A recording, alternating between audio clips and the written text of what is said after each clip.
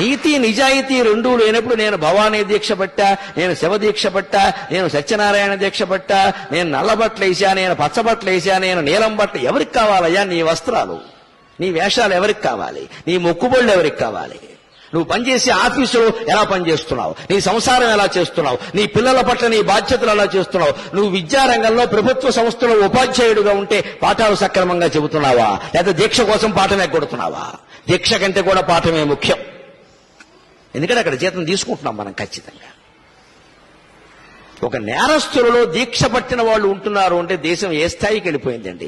ఎంత సిగ్గుగా ఉంటుందండి. స్వామి భక్తులుగా, శబరిమల భక్తులుగా మనకి ఎలా ఉంటుంది అది? అయ్యో, దీక్ష ప్రభావం ఏం లేదా? అక్కడ ప్రతి పడవ మీద మీరు గమనించండి, 20 మంది ఎక్కేది, 30 మంది ఎక్కేది అని రాసి ఉంటుంది. అంతకంటే ఎక్కువ ఎలా ఎక్కిస్తామండి? డబ్బుల మీద ఆశే కదా.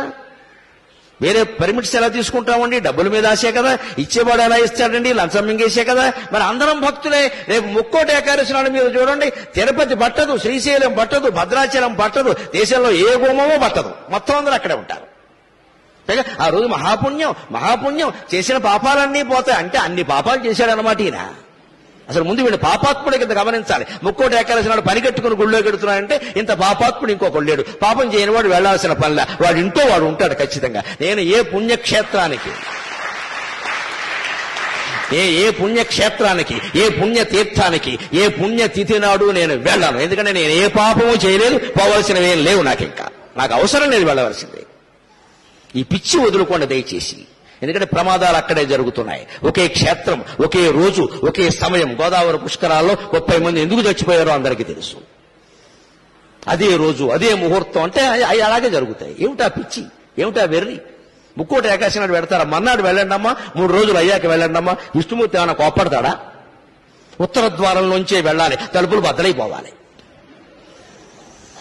బాగా మనస్సు నిండా బుర్ర మడ్డి పెట్టేసుకుని మనస్సు నిండాను ఆ రోజే చూడాలి, అలాగే వెళ్ళాలి, ఏమైనా సరే వెళ్ళాలంటే ప్రమాదాలే జరుగుతాయి.